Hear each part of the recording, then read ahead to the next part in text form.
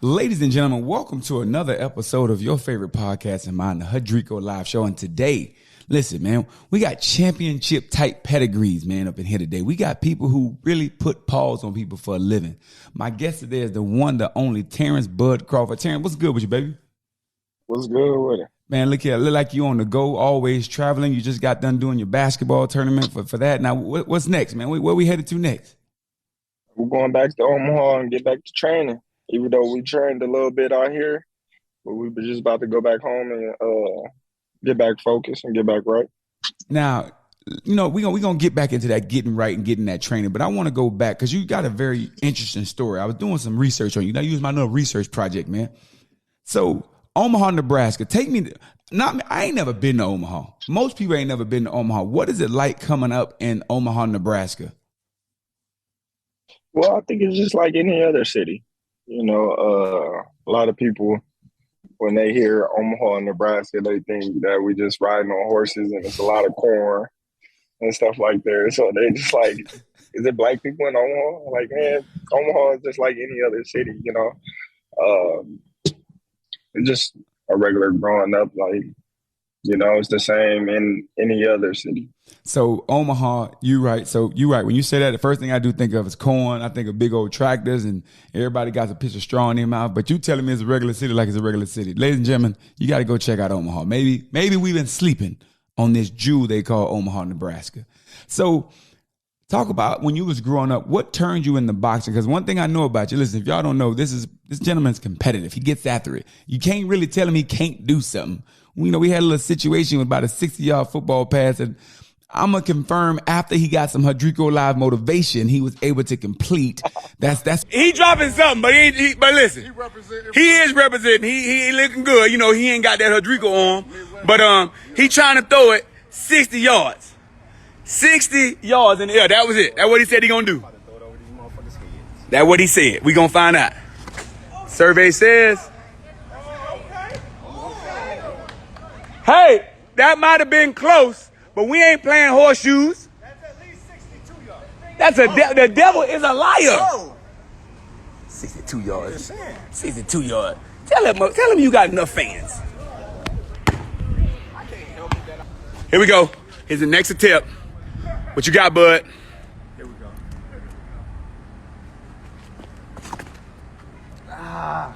Now, you see, this is what happens. Now I'm about to motivate him and get him to get it done. Bud, listen. Hold on, listen. Listen, they ain't going that far. Listen up, bud. You got this. Can't nobody take away a heart of a champion. You're right. Now, what I want you to do is find it. Shut your ass. Hey, I'm motivating you right now. I want you to find it and get it done. You got that, bud? You heard? Hey, he about to hit it. He just got some Hudrico Live motivation. It's a guarantee now. Damn. No. You let that doubt go away. I felt it. He did it, y'all. I got it. Oh, he was close. Okay, listen. Sometimes in life you fall short. That just means you work hard, okay? Hudrico Live. But we don't give up. They don't see the dedication that, you know what I mean, not only me, but us fighters go through, you know what I mean, on a day-to-day basis. Like, you know, to stay on the top or to make it to the top.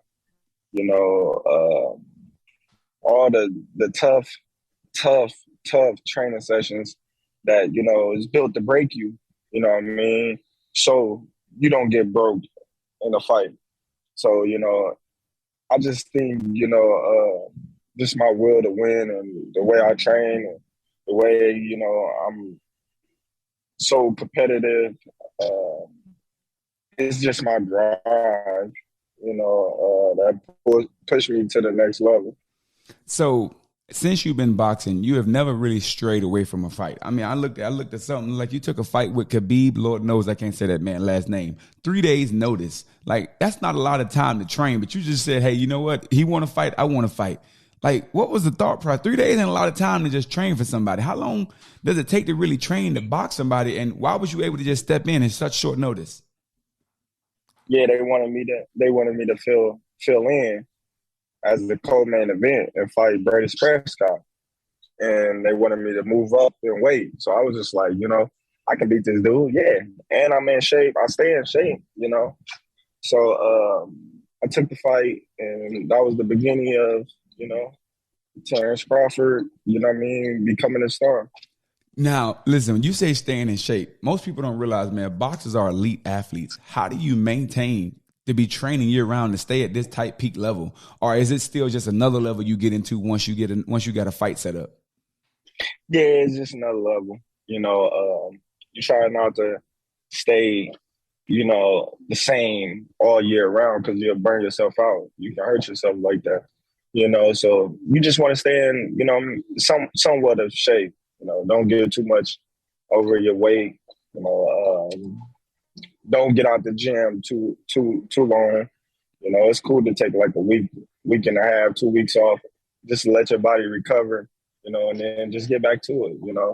I wouldn't say go out there running, 10 miles, every day or something like that. Just something to keep you moving, keep you loose.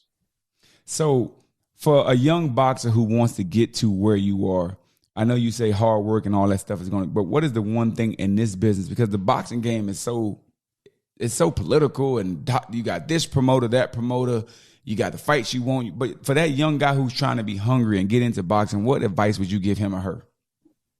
Well, I would just tell them, be patient, pay attention to everything that's in front of you. Get with the right people, that got your best interest. Study the game, and ask questions from the older fighters that been through the game, before you. So that's what I would tell them. That way, when things follow back, full circle, you can't get fucked, or what you know. And that's example. And when you don't know, when you know better, you do better. So having that knowledge is definitely helpful. Listen, you don't been in 3 weight classes, been the champion in all these weight classes. You don't had some great fights.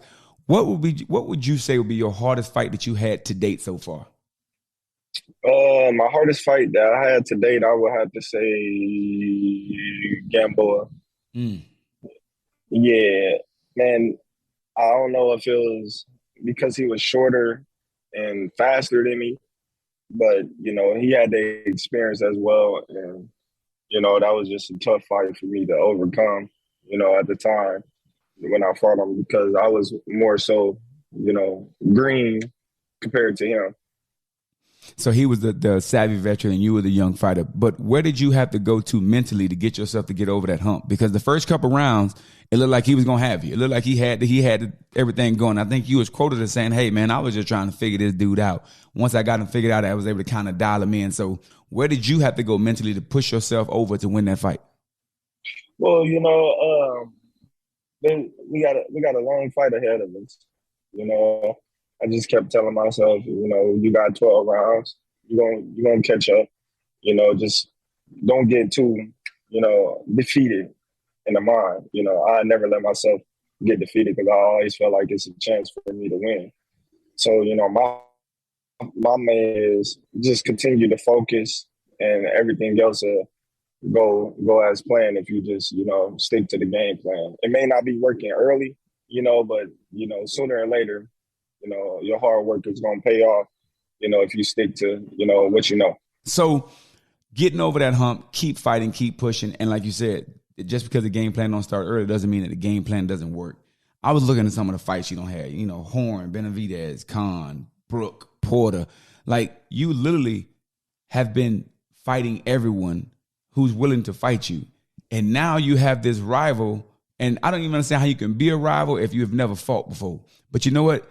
Every time you hear the name Terrence Crawford, you hear Earl Spence. And I heard you say you're training. Everybody wants to know, when is this fight going to happen? And I know on your end, hey, you want to get it done, but what does this fight mean to you? Does it mean, is this vindication so people can stop putting his name with your name? Or do you just like, hey, it's another fight for me and I just want to go ahead and put hands on somebody? Well, this is a big fight for not only myself, but for him too. I feel like this is, the biggest fight of the decade. You got two American fighters that's undefeated, that's both considered, top 5 in the pound for pound list, best fighter in the world. Both in their prime, what more can you ask for? I feel like, this is the fight like, the old days when you had Tommy Hearns and Sugar Ray Leonard, or, when Oscar De La Hoya fought Tito Trinidad. I think these is those type of fights, that, in our era right now. Oh, definitely. This is probably going to be the biggest fights that we've ever seen. Everybody used to talk about how Mayweather and Pacquiao, but they didn't fight at the right time in their career. So it wasn't as explosive as it would be. You and Earl fighting right now. Listen, man, get your popcorn ready, get your piece of pie, whatever you want to have, collard greens, whatever you having for this fight. It needs to be ready because it's going to be a great fight. But, the magical question that everybody wants to know, man, when are we going to see y'all get down? Hopefully soon. Hopefully soon. That's the answer. That's the answer. Soon. Hopefully soon. Listen, y'all, that's a hopefully soon. So that means it's on the way. You have been somebody who stood on their own for so long. Recently, not too long ago, after your fight with Porter, you left Top Rank. What made you make that move to say, I want to stand as my own independent fighter instead of having one of these major promoter people behind you? Well, I just feel like, me and Top Rank relationship has ran its course. I appreciate everything they did for me in my career. If it wasn't for them, I wouldn't be here today to say, I became a 3-weight world champion, undisputed. They made that possible for me, so I want to give them credit. But at the same time, I felt like if the opportunity was there with a different promoter, the same results would happen as well. But, I'm moving on and, doing my thing for the better of me and my career. And that's what you have to do. Now, as your career, you've done well, but you're also a father as well. Now, how hard is it for you when you try to go out? Because your son's a wrestler. And listen, man, I seen a little clip, man. I'm going to see if I can get a clip to show y'all. Man, this young man is tough out here slamming people down on their neck. How hard is it for you to be able to go somewhere and be able to support your son and just be, look, I'm just my son's father right now. I'm not Bud Crawford. I'm not the boxer. I just want to be the dad. Well, it's really easy because they've been seeing me, ever since my son was 3. He's 11 now. Mm-hmm. And my other son is 8. So, it's nothing that they haven't seen before. Every wrestling tournament, I don't care if I'm in training camp or, I'm out on vacation. I'm coming back home and I'm going to watch my boys and my kids perform, when they need me the most. So, everybody respect that. And, everybody, most likely got all their pictures, years ago. So, it's cool. We don't need to redo that again. We don't took this picture already, okay? Right. Oh, that's what's up. So, last but not least, I'm going to close this, man. For people who don't know, of course, we see the record. Of course, we see that aspect. We see the hype. Spence Crawford. Man, but who is Terrence Bug Crawford, just the man? Like, who is this guy? If I had to say who am I would say I'm a down to earth type of guy. I'm a family oriented type of guy, family man. Love my family. I love to have fun. I love, for the people around me to have fun and smile. I play a lot. I joke a lot. Just an outgoing type of guy. Listen, I can tell y'all from firsthand experience, he do have fun. He do get after it, man. He taught me this little game. I don't know the name of it. I think it's Jermaine. What is the name? What is the name of this game that we played? Like, is it Germany Switcheroo? German Swiss. Ladies and gentlemen, is Uno with regular cards. If you ain't played it, you need to figure out how to play it, man. Do you have anything going on? Because I know you do a lot of philanthropy and things back in Omaha. Do you have anything going on that you want to kind of put out for something that people may want to go tune into or check in or tap in with? Well, not really. Just tap into, my boxing gym, B&B Sports Academy. And, shout out to all my amateur kids, coming up in the gym that look up to me, that's working real hard to get to the level that I'm on. And, you know, the kids that's not looking the box, that's just going in there for a workout and, you know, for, you know, better self-esteem and, you know, self-defense purposes, you know, shout out to them. So you got, man, the man's got a gym. He's training fighters. He's training himself, man. When do you rest, man? You're traveling, training, fathering, mother. I mean, are you doing everything? When do you take a break, brother? Man, we can't take no breaks, man. All gas, no breaks. All gas, no breaks. Now, hot seat. I got to do one hot seat question. Yeah. The fight happens. The fight that we talking about. What round do you put him down? Whichever round it is. I ain't no magic magician, but you know, whichever round it happens, and I'll be satisfied whether it's 1 through 12. 1 through 12, it don't matter. You just going there for one purpose and one purpose only, and that's to get the win. That's the win. Well, listen, man, we want to listen. This leads more like to call my final timeout. For my final timeout, people, this man is showing you that if you want something, you have to go get it. If you want to work for it, you have to be willing. It doesn't matter where you're from. It don't matter how you was up rose. You just got to go after your goals. He's going after his. There's not a fight in the world he's scared of. So listen, don't be scared of whatever it is that's standing in front of you. I'd like to thank my guest, Terrence Crawford, for taking the time to sit with us as he on his way to the airport. So we got to make this thing work. Listen, your social media. What's social media so I can make sure we put that down to the bottom so people can follow you and make sure they see what's going on with your world? You can follow me on Instagram at T-Bud Crawford. You can follow me on Facebook at Terrence Bug Crawford. And on Twitter, it's Terrence Bug Crawford. My man, thank you so much for your time. And that's another episode of Hudrico Live in the books, brother.